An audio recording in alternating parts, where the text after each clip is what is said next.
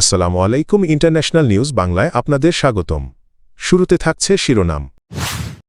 ট্রাম্পের শুল্ক নীতি অবৈধ, শুরু হচ্ছে অর্থ ফেরতের লড়াই। খামেনি পরিবারকে নির্মূলের পরিকল্পনা যুক্তরাষ্ট্রের। আবারও ইসরায়েল সফরে মোদি, মধ্যপ্রাচ্য রাজনীতিতে ভারতের নতুন চাল। যে কোনো হুমকির দাঁতভাঙা জবাব দেবে পাকিস্তান। ইরান ঘিরে যুক্তরাষ্ট্রের জোরালো সামরিক প্রস্তুতি। ২ রণতরীসহ যা মোতায়েন। মার্কিন প্রেসিডেন্ট ডোনাল্ড ট্রাম্প এর ঘোষিত জরুরি শুল্ক নীতিকে অবৈধ ঘোষণা করে তা বাতিলের নির্দেশ দিয়েছে যুক্তরাষ্ট্রের সুপ্রিম কোর্ট। এই ঐতিহাসিক রায় ট্রাম্প প্রশাসনের অর্থনৈতিক ও পররাষ্ট্রনীতিতে বড় ধরনের ধাক্কা লাগলেও সামনে এসেছে আরও জটিল একটি প্রশ্ন: ইতোমধ্যে আদায় করা বিপুল অঙ্কের শুল্কের ভবিষ্যৎ কী হবে? আদালতের রায়ের ফলে প্রায় $133 বিলিয়ন শুল্কের অর্থ ফেরত দেওয়ার বিষয়টি আলোচনায় এসেছে। এই অর্থ ইতোমধ্যে আমদানিকৃত পণ্যের ওপর কর হিসেবে আদায় করা হয়েছে। এরই মধ্যে ইলিনয় অঙ্গরাজ্যের Democratic governor JB Pritzker president ট্রাম্পের কাছে প্রায় $9 বিলিয়ন ফেরতের দাবি জানিয়ে একটি আনুষ্ঠানিক ইনভয়েস পাঠিয়েছেন। তিনি অভিযোগ করেন, অবৈধ শুল্ক নীতির ফলে কৃষকরা বড় ধরনের ক্ষতির মুখে পড়েছে এবং নিত্যপণ্যের দাম অস্বাভাবিকভাবে বেড়েছে। প্রিটজকারের দাবি অনুযায়ী ইলিনয়ের প্রতিটি পরিবার গড়ে প্রায় $1,700 ফেরত পাওয়ার যোগ্য। শুধু রাজনৈতিক নেতারাই নন, বড় বড় কর্পোরেট প্রতিষ্ঠানও এখন তাদের দেওয়া শুল্ক ফেরতের অপেক্ষায় রয়েছে। তবে বিশেষজ্ঞরা বলছেন, এই অর্থ ফেরতের প্রক্রিয়া অত্যন্ত জটিল ও বিশৃঙ্খল হতে পারে। ইরানের বিরুদ্ধে চরম সামরিক পদক্ষেপের একাধিক বিকল্প মার্কিন প্রেসিডেন্ট ডোনাল্ড ট্রাম্পের কাছে উপস্থাপন করেছে পেন্টাগন। এসব বিকল্পের মধ্যে ইরানের সর্বোচ্চ নেতা আয়াতুল্লাহ আলী খামেনি এবং তার সম্ভাব্য উত্তরসূরি পুত্র মোজতবা খামেনিকে লক্ষ্য করার পরিকল্পনাও রয়েছে বলে দাবি করেছে মার্কিন সংবাদ মাধ্যম। যুক্তরাষ্ট্রভিত্তিক সংবাদ মাধ্যম অ্যাক্সিওসের এক প্রতিবেদনে বলা হয়েছে, তেহরান যদি পারমাণবিক কর্মসূচি পুরোপুরি বন্ধে ওয়াশিংটনের কঠোর শর্ত মেনে না নেয়, তবে প্রেসিডেন্ট ট্রাম্প এসব কঠোর বিকল্পের দিকে যেতে পারেন।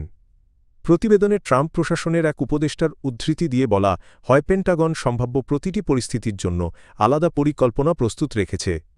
এর একটি পরিকল্পনায় ইরানের শীর্ষ নেতৃত্ব ও প্রভাবশালী ধর্মীয় কাঠামোকে লক্ষ্য করার বিষয়টি অন্তর্ভুক্ত রয়েছে।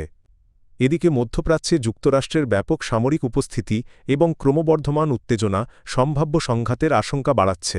তবে প্রতিবেদনে আরও বলা হয়, যুক্তরাষ্ট্র কূটনৈতিক সমাধানের পথ পুরোপুরি বন্ধ করেনি। নির্দিষ্ট শর্ত সাপেক্ষে ইরানকে সীমিত পরিসরে পারমাণবিক সমৃদ্ধকরণ চালিয়ে যাওয়ার অনুমতি দেওয়া হতে পারে যদি পারমাণবিক অস্ত্র তৈরির কোনো পথ খোলা না থাকে। আগামী বুধবার ভারতের প্রধানমন্ত্রী নরেন্দ্র মোদি 2 দিনের রাষ্ট্রীয় সফরে ইসরায়েল যাচ্ছেন।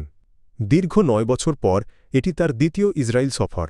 এর আগে 2017 সালে তার প্রথম সফরটি ছিল কোনো ভারতীয় প্রধানমন্ত্রীর প্রথম ইসরায়েল সফর। এই সফরটি এমন এক সময় অনুষ্ঠিত হচ্ছে যখন ভারতসহ শতাধিক দেশ অধিকৃত পশ্চিম তীরে ইসরায়েলের বসতি স্থাপনের নিন্দা জানিয়েছে। যদিও সাম্প্রতিক বছরগুলোতে ভারত ও ইসরায়েলের মধ্যে প্রতিরক্ষা, নিরাপত্তা, বাণিজ্য ও প্রযুক্তি খাতে ঘনিষ্ঠ সহযোগিতা গড়ে উঠেছে, বিশ্লেষকদের মতে ফিলিস্তিনিদের দীর্ঘদিনের সংগ্রামের প্রতি ভারতের ঐতিহ্যগত সমর্থন আগের তুলনায় কিছুটা দুর্বল হয়েছে।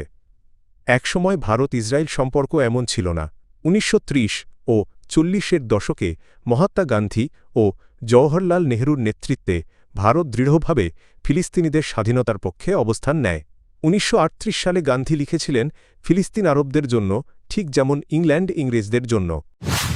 পাকিস্তানের খাইবার পাখতুনখাওয়ার বান্নুতে সাম্প্রতিক ভয়াবহ সন্ত্রাসী হামলার জবাবে আফগানিস্তান সীমান্তে সন্ত্রাসীদের গোপন আস্তানায় বিমান হামলা চালিয়েছে পাকিস্তান।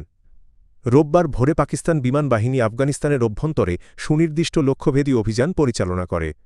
এতে ফিতনা আল খাওয়ারিজ এবং তাদের সহযোগী গোষ্ঠীর একাধিক সদস্য নিহত হয়েছে বলে জানানো হয়েছে। পাকিস্তানের তথ্য ও সম্প্রচার মন্ত্রণালয় এক বিবৃতিতে জানায়, বান্নুবাজাউর এবং ইসলামাবাদের একটি ইমাম বারগাহে সাম্প্রতিক আত্মঘাতী হামলার সরাসরি প্রতিক্রিয়া হিসেবেই এই অভিযান চালানো হয়েছে। এদিকে দেশটির সংসদ বিষয়ক ফেডারেল মন্ত্রী তারিক ফজল চৌধুরী বলেছেন, পাকিস্তানের নিরাপত্তা বিঘ্নিত করার যে কোনো অপচেষ্টার বিরুদ্ধে কঠোর জবাব দেওয়া হবে। ইরানের পারমাণবিক কর্মসূচি ও ব্যালিস্টিক ক্ষেপণাস্ত্র নিয়ে নতুন চুক্তিতে পৌঁছাতে তেহরানকে মাত্র 10 থেকে 15 দিনের সময় বেঁধে দিয়েছেন মার্কিন প্রেসিডেন্ট ডোনাল্ড ট্রাম্প। এই আল্টিমেটামের মধ্যেই মধ্যপ্রাচ্যে 2003 সালের ইরাক যুদ্ধের পর সবচেয়ে বড় সামরিক সমাবেশ ঘটিয়েছে যুক্তরাষ্ট্র। খবর জানিয়েছে কাতারভিত্তিক সংবাদ মাধ্যম আল জাজিরা। ট্রাম্পের হুঁশিয়ারির জবাবে ইরান জাতিসংঘের নিরাপত্তা পরিষদে পাঠানো এক চিঠিতে জানায় তারা যুদ্ধ চায় না, তবে কোনো আগ্রাসন হলে তারানুপাতিক ও চূড়ান্ত জবাব দেওয়া হবে। তেহরান সতর্ক করে বলেছে উদ্ভূত পরিস্থিতির সব দায় যুক্তরাষ্ট্রকেই নিতে হবে। আকাশপথে নজিরবিহীন সামরিক সমাবেশ। ওপেন সোর্স ইন্টেলিজেন্স ও ফ্লাইট ট্র্যাকিং তথ্য অনুযায়ী সাম্প্রতিক দিনে যুক্তরাষ্ট্র মধ্যপ্রাচ্যে ১২০টিরও বেশি যুদ্ধবিমান মোতায়েন করেছে।